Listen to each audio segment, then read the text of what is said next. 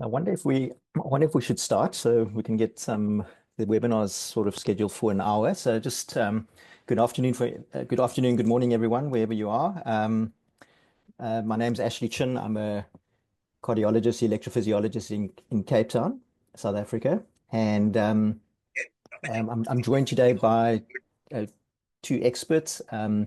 First of all, Professor Chris McLeod is a cardiologist, electrophysiologist, and associate professor at the Mayo Clinic in Florida, and he's an expert in varying aspects, especially he's interested in adult congenital heart disease, but he's quite a generalist in terms of general EP as well. So thanks, Chris, for agreeing to moderate the inaugural AFHRA webinar that we're hosting. And then Muzahir Tabji he's well known to us all. He'll be presenting the second case at 5:30, and he's from Leeds University in the United Kingdom. So welcome everyone. This is our first EP webinar, and we really wanted to showcase some interesting EP cases. So it's really going to be case based. And we plan to hold these webinars on sort of a monthly basis on the first Wednesday of every month. The sort of the format will be 15 minutes or so of presenting, and then some comments from Chris and maybe Muzahir, and then we'll open it up for discussion for another 10-15 minutes or so till about half the hour, and then we'll move on to the second case. So I hope you find this case interesting, and yeah, I'll kick off. All right, so this is a lady I saw about 2 years ago in our clinic here in Cape Town. She came to us referred by a general practitioner. She was a 24-year-old woman who presented with palpitations. She was complaining of some odd skip beats, no real sustained palpitations in keeping with sustained ventricular tachycardia, and was troubled by it. At the time, her GP had started on a low dose of bisoprolol, 2.5 milligrams, and then was referred on to us. Besides that, she gave no history of syncope. There was no on the history, no family history of underlying cardiac disease. There was no history of particular ARVC and no history of sudden death in any first-degree relatives. She was otherwise well. Of particular note was that she was quite an active endurance runner, as a lot of South Africans are. She was, participating in a lot of half marathons, running sort of on a daily basis. So there was quite a strong endurance history to her, in a presentation. And this was an ECG on coming to see me. And what is the striking abnormality here is that this lady was having sort of quite frequent premature ventricular complexes, or PVCs. You can see them over here.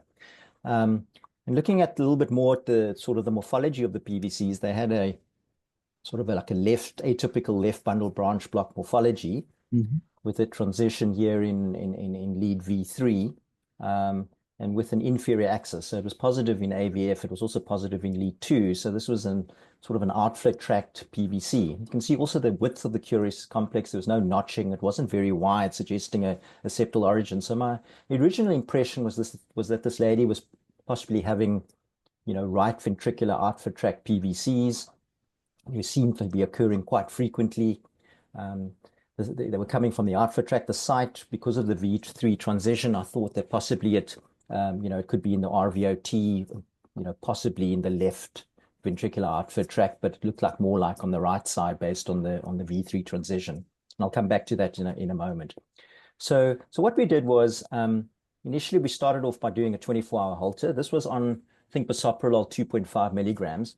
You can see here on the top here, this is so just to calculate a PVC burden. So the PVC burden was in fact quite high. Her total PVC burden was in a 24-hour period was about 37%, and those were about 33,000 PVCs over a 24-hour period. Most of them were occurring in isolated beats. What was surprising was that when we did a routine echo at a first presentation, was that because the concern here was possibly, did she with this high burden, was she at risk for an underlying PVC contraction-induced cardiomyopathy. And in fact, her LV function, the report came back from the echo lab, in fact, that her LV function, both a systolic and diastolic function, was preserved. She had sort of borderline LV size. She was a small lady, and I thought that might be a result maybe of the PVCs or possibly due to athletic history. She had no underlying significant valve pathology, but of concern was that her right ventricle was dilated in all dimensions, and further RV imaging was advised. Yeah, an MRI, cardiac MRI was advised, and this took me a little bit by surprise because I wasn't quite sure how to interpret this. I mean, we had a young lady here. I thought the PVCs were in keeping with possibly outflow tract idiopathic PVCs. So what was a bit surprising was that when her echo came back, was that in fact her right ventricle showed quite marked dilatation with some borderline LV size. So the initial impression was possibly that this lady had, maybe an underlying athletic heart. The differential included, could it be some athlete's heart?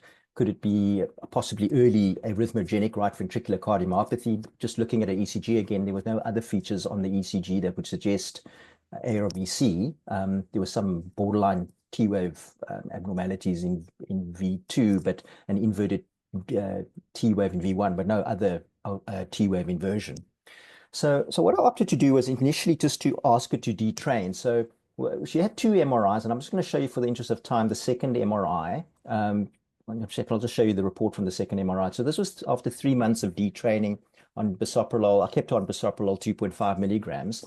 And after detraining for about 3 months, what you can see here from the brief MRI report, and I'm just going to show you, for the interest of time, just the summary, she had persistently elevated right ventricular volumes. So despite detraining, her RV volumes were still above the upper limit of normal. It was 111 mils per square meter, which was, in the upper limit should be about 102.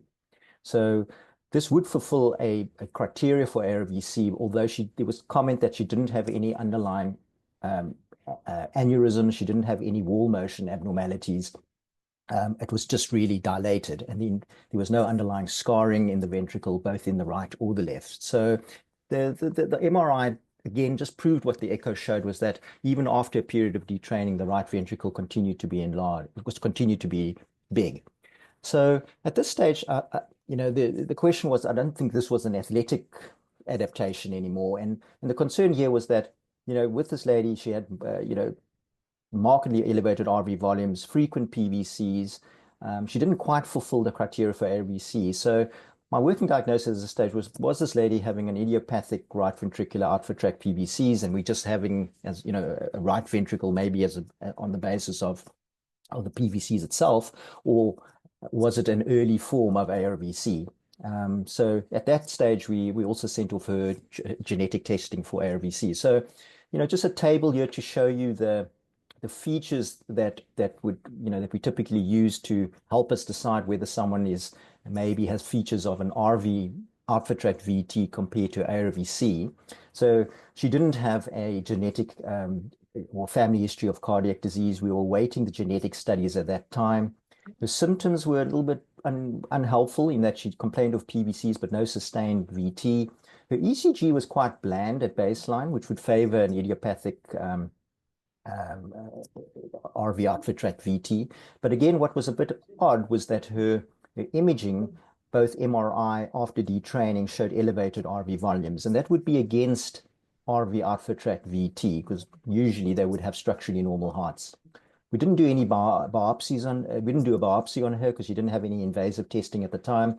Her morphology of a VT suggested an outflow tract origin. There was sort of a single type of VT which would favor outflow tract VT. There was a single morphology. So again, there was she had features a little bit of both, but most of the features were in keeping with RV outflow tract VT. So at this stage, we decided to opt for an EP study because she was still having symptoms. She had this dilated right ventricle, and the decision was then, because of her symptoms, we decided to try and attempt to go and ablate her PVC. So we took her to the EP lab, and fortunately, on the day of the EP testing, for those who do lots of PVCs, the first thing is that you hope and pray that she has lots of PVCs. And fortunately, this lady did. All right. So she came in, uh, uh, we did it under conscious sedation, not under general anesthesia, just to increase our chances of having the PVCs. And she was having frequent clinical PVCs. If you look at the morphology of the PVCs, it still had this outfit tract morphology. Interestingly, yeah, in V2, and it might just be, where we position the leads, it looked a little bit more positive than it did in the original 12-lead ECG. So the transition is still in V3, but the initial upstroke or the R wave in V2 does look a little bit more prominent here, which sometimes favors more of a left ventricular outfit tract origin. But fortunately, she had frequent PVCs. My approach to PVC ablation is that we perform activation mapping. In this case, it was before we had the Octaray. So in fact, we did activation mapping with the Pentaray using Carto. I typically put in a coronary sinus catheter and sometimes an RV lead. I don't think we had an RV lead here, and we went straight up with because she was having frequent PVCs, we went up with the Pentaray. So this is an activation map of the, let me see if it plays, of the right ventricle or in the right ventricular outfit tract. This is the local activation times here. So for those who are not familiar with local activation mapping, using the confidence software of Carto, we take a reference QRS complex. This was with the Pentaray, and basically we can acquire multiple points with this multi-electrode mapping catheter, and basically the early sites will appear as red, and over here I've marked the His here. These are the two yellow balls, and what you can see here. Sorry, let me just go back. Was that the early sites appeared here in the the anteroseptal region of the right ventricular outfit tract, just superior to the His region. There was quite a broad area of red here, and looking at the sites on the Pentaray, we never really got a very early site. They were sort of on time in this region, and because there was a large area of early activation over the site, we decided to go and look on the left side, which I think and then this is let me see if I can play this. And this is the activation map this is the aorta. This is the cusp over here. This is below the aortic valve over here. And I'm hoping what you can see here was another area of this also was an area of early activation, which was corresponded in the right coronary cusp. Now, when we were in this place, it did look earlier. The earlier sites did look early compared to the right ventricular outfit tract. And when we put it on, if I simultaneously put on the aorta and the right ventricle, you can see that the earlier breakout points does in fact occur here in the right coronary cusp. And you can see the activation map. You can see the breakout point from the right cusp and then proceeds to the right ventricular outfit tract. So we were dealing here with an early site, not on the right ventricular outfit tract, but in fact in the right coronary cusp. And that would keep in keeping with that ECG. So at this site, so we took up I think it was a DF thermocool irrigation catheter, and at the site of earliest activation in the right coronary cusp, this is the point that we got. So this is the ablation distal over here. You can see we were about 41 milliseconds earlier than the QRS complex, so a nice early site. And this is the ablation unipolar here, and it did sort of have a QS pattern in the unipolar signal. So we thought that this was a good position in the right side. We did do a pre-coronary angiogram of the right coronary artery just to make sure that we were far away from the ostium of the right coronary. And then at that location here, in fact, with the first ablation, we were quite fortunate enough to get suppression and termination with the first burn. And those other balls, were just sort of some insurance burns. So here's an ablation. We came on here. She was having frequent bigeminy at the time. And with the ablation on here, we were quite fortunate in terminating the PVCs. So she didn't have PVCs overnight and on discharge. And when I saw her 2 months post-successful PVCs, we repeated a Holter. And unfortunately, she had no PVCs on a follow-up Holter. I was very interested to look at what would happen to her right ventricular volumes, because her RV volumes were quite elevated at her pre-ablation. And what you can see here, this is I think 3 months post-ablation, you can see normalization of the right ventricular volume. So her right ventricle shrunk from 119 mils per meter squared to 99. So everything came back and came back into with normal limits. So it was an interesting case because it is a case of idiopathic right coronary cusp PVCs resulting in resulting in dilatation of the right ventricle, mimicking an ARVC sort of phenotype, but landed up being a typical garden variety aortic cusp PVC case.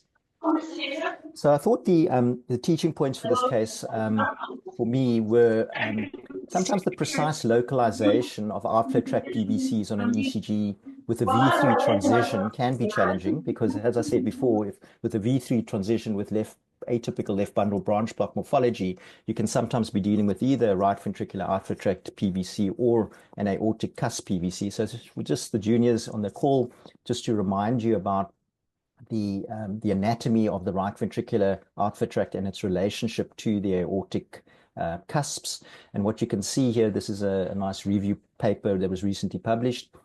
The right ventricular outflow tract is anterior in the chest, and the more anterior you are, the more later the transition becomes in terms of the PVC. So you can see here an right ventricular outflow tract free wall PVC typically has a transition later than V3, so typically in V4 to V6.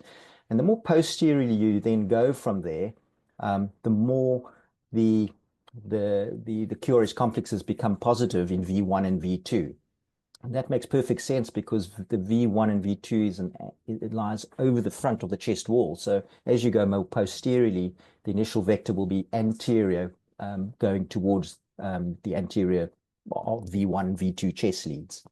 And the difficulty lies here when you're dealing with right ventricular outflow tract anteroseptal PVCs and the right coronary cusp, because you can see here the anatomy, they sort of almost overlie one another. And that's the difficulty here, because sometimes a PVC arising from there versus there can be indistinguishable on the surface 12-lead ECG. So bear in mind that sometimes the anteroseptal and the right coronary cusp PVCs can have a V3 transition and look pretty much the same. The left coronary cusp PVCs tend to have a more positive, they tend to be more positive in V2 from experience.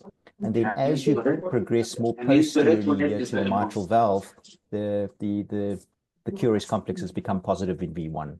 So yeah, so that's just a useful review article for those that want to know more about that. This was an interesting article that I found on, it's been published a few years back, and they actually did there's a subsequent paper looking at, there's been numerous algorithms written about V3 transition and what's the best algorithm to try and work out whether something is on the right versus something on the left. This one apparently is the one that's been shown in the study to be a little bit more accurate than the others. And what you do here is that you take the PVC and you measure the R waves in the PVC in V1, V2, V3, and you add them all up. So that's D plus E plus F. And you divide that by the sum of the R wave in the conducted Cure's complexes. So that will be A, B, and C. And they worked out that if it's over 0.9, it suggests a left ventricular outflow tract origin. And in our case here, I've just done the maths. You can see that in the PVC, the measurement came out to be 13, and we divided by the R wave sum in the Cure's complex, and that was 11. So that came up to 1.2. So if you use this algorithm, it would suggest that that the PVC was going to be on the left side in the right cusp rather than the right ventricular outflow tract. Some other teaching points. Just remember that PVCs can arise from the aortic cusps. They comprise about 15% of all outflow tract PVCs, so much less common than the right ventricular outflow tract, but they do occur there. The left cusp is more common than the right cusp, and that's more common than what they call the left cusp or right cusp junction. But the non-coronary cusp is actually quite rare. So I think there have been some case reports written about that, but PVCs arising from that region is very unlikely. And just remember why that is the case. Why do PVCs arise from the cusp? Well, this is a nice autopsy, pathological study that was shown that if you do um, a histology of this region, you can see that that there is myocardium that extends up beyond what they call the ventricular atrial junction. So this area here has, or this area over here has muscle fibers that are extending up from the ventricles, and that's why you can get PVCs arising from that particular area. Some teaching points about ablation of PVCs in the aortic cusps. They tend to have unique challenges. One, because I think some pointers here, you can look for the QS signal, which is the unipolar signal, looking for the QS signal because it's implying that the depolarization is proceeding immediately away from the tip of the ablation catheter. But it can be seen over a wide area. So again, that can sometimes let you down. Pace mapping, we didn't do pace mapping in this patient. I find it quite unreliable in the cusps. Very good for the in the right ventricle, but I find it less useful in the left because sometimes you might not be able to capture the ventricles consistently there. There might be far field capture. So pace mapping tends to be a bit less reliable. Um, I tend to use an irrigated catheter, but you must need to be careful here, and that you need to go quite low. I burned here 20 watts and then sort of ramped up to 25 watts. I think some ablations go up to 40 watts, but I think you just need to be careful there because you were burning quite close to the coronary arteries, and you need to stay at least 5 millimeters away from the coronary ostia. Some people have access to ice, you can use that to determine the distance, or as in our case, we actually elected to put a catheter in the right coronary. And lastly, the teaching point from this case, I found it was an interesting case because the idiopathic PVCs here didn't really cause a PVC cardiomyopathy involving the left ventricle, but seemed to cause transient, well, not transient, but persistent RV dilatation. And that was, I think, something new to me, and I must have didn't know that. And, again, you're never the first to report that because I went to the literature, and in fact, there's been a case report here of exactly that, an isolated PVC-induced right ventricular dysfunction mimicking ARVC. So it was a case report similar to ours, a patient who had frequent PVCs, and in fact presented with an isolated right ventricular cardiomyopathy that fulfilled, they say, major criteria for ARVC. They then went on to ablate the PVCs, and in fact the right ventricular cardiomyopathy completely resolved, confirming the diagnosis that this was, as a result of the PVCs and not due to underlying structural heart disease. So, and the theory behind that is that, possibly in some patients with very high counts, there's marked mechanical and electrical dyssynchrony of the right ventricle, and possibly that could lead to dilatation of the right ventricle. So I think for those who, it was new to me, but I think that's something that I also learned from this case, which I found interesting. So that's my last slide, and we'll open it up now for discussion. I'll be interested to hear what Chris and Musa here think about the case, and then we can open it up to the audience for any questions that you might have. Thanks very much. Ashley, that was a lovely case. Musa here, why don't you go ahead? It brought out so many nice discussion points. I made a few notes here, but Musa here, go ahead. Hi, can you guys hear me? Yes. Brilliant. I was going to say I'm going to be speaking for the next half an hour, so Chris, why don't you get going? Just the point I was going to make, actually, looking at the ECG, it did appear to be, the transition appeared to be slightly early. Mm-hmm. So I guess out of the outflow left cusp would have caught the eye. But it's interesting you put that ratio of RV versus LV. And what I tend to do is I don't tend to calculate it, but I eyeball the R wave in V1, V2, V3, and see whether or not the QRS, the sinus QRS, if the R wave is taller than the QRS in the PVC, then that sort of swings me more to the right-hand side. But if the R wave in the PVC is much taller, then it kind of gets me more towards the left-hand side. So I don't do it seems that the mental, the arithmetic bit is a bit complex, but I just kind of just eyeball it and try and look at that. I mean, Chris, over to you. Sorry. Yeah, I do the same thing with that R wave. I'm not that good with math, so I just have to, if I see that R wave transition and in its relationship to the sinus, then it is helpful. But I have to admit, I've been wrong so many times. And I think it is just getting back to the anatomy there, and that tissue between the right ventricular outflow tract above the valves and the right coronary cusp is only a few millimeters thick. And you can have the source of the arrhythmia coming from between there or from the left or from the right, and it just can exit on the other side. It's also one of those things where you see the morphology can change slightly. You lose a little bit of the R wave in V1 and it's exiting on the right, and then you see a little bit more and it exits on the other side. But from an ECG point of view, I didn't have anything else to add. It's always been interesting to me, the changes that you see in these patients from a ventricular function point of view when you have so many PVCs. So she had 37% PVCs. Looks like she was in bigeminy most of the time. And I mean, when she came in for the procedure, and her LVEF remained normal and not dilated. And I think everyone's aware of the data. The more PVCs you have, the more likely you are to develop a cardiomyopathy. But I've not seen data long-term, meaning we know that if we get rid of the PVCs, if there is a myopathy directly related to the PVCs, that it recovers. So I haven't seen that if you leave it, do these patients develop delayed enhancement and fibrosis and scar in the ventricle? And I have followed some patients with 50% PVCs for years. They're asymptomatic, their EF is normal, hasn't affected, and they've just done fine. So as an electrophysiologist who likes to ablate, I end up ablating them if they're symptomatic or they're affecting ventricular function. But I still haven't seen data that if we don't, is it really deleterious from a structural point of view? I think like the ejection fraction needs to be a little bit, the chamber enlargement needs to be a little bit bigger if it's inefficient.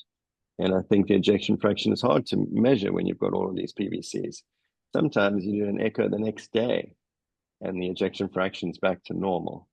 So that's just the puzzle I have in looking for data long-term.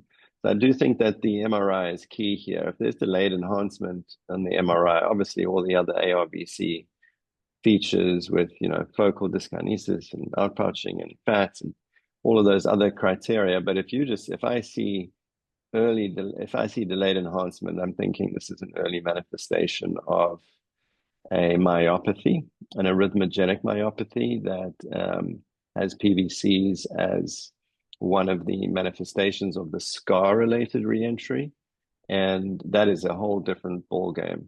So, as I'm sure you guys have seen also from the and this made its way into the European guidelines, but not yet into the American guidelines with regards to risk stratification, how early we should just move to MRI. And if you look at the predictive ability of MRI versus echo LVEF, it's just any delayed enhancement is 5 to 7 times better than just an EF less than 35% on echo. So I'm not sure everyone on the call has access to MRI, but it's become such a useful tool for risk stratifying anyone with PVCs. And I moved to it really early. The mapping approach, I don't often use multipolar mapping for PVCs because I find it difficult to know with the ectopy created by penta-array, octa-array, or even a grid catheter or Uptrel, whether that is, it's just hard when you've got so many points to be careful that the algorithm is allocating the correct point when there's ectopy from those catheters. I like it in ventricular arrhythmias to do a quick sweep of the ventricle and see where is all the disease, and then go back with my catheter. But I guess we haven't been doing much multipolar mapping for PVCs because of the ectopy.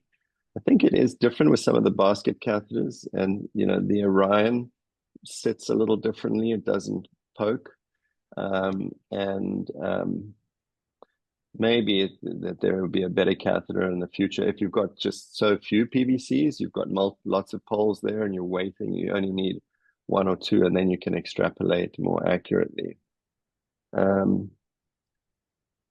Yeah, the other thing I never know when to do genetic testing on these patients, unless there's scarring there on the MRI. If there's no scarring, then I'm probably not going to. And then the last thing was anesthesia. I do think that we can do a lot of these cases with light anesthesia and make this a procedure that the patient isn't going to remember as a horrific experience. But so often I see these patients and they've been through 5 or 6 hours of an ablation. They're coming for a redo, and they've got PTSD related to that procedure. I think we can get away with just low dose propofol or something low dose and make it something that is not as emotionally traumatic for these patients. So yeah, it's such a nice case. It brings up so many nice speaking points. I wish my electrograms always looked like that, Ashley, where you're 40 milliseconds ahead. That's why I'm showing this case. Now, Chris, I mean, from my experience, the ARVC PVC burdens are often not this high, right? I mean, they're normally less than 10% or so, maybe multifocal. So I think the higher I haven't read it anywhere, but I think the higher the counts, the less likely it is to be ARVC. Is that in your experience as well? Yeah, that's my anecdotal experience. And so with ARVC, I am expecting it to be more than one morphology. It's so rare that it'll just be a focus and little couplets, little runs of something, because there's re-entry based on the disease. And do you still do coronary angiography? I've gone away from it now. I mean, I did it 2 years back, but I find if you put the catheter and you make sure that you wedge it, against the valve, you're very unlikely to cause coronary damage.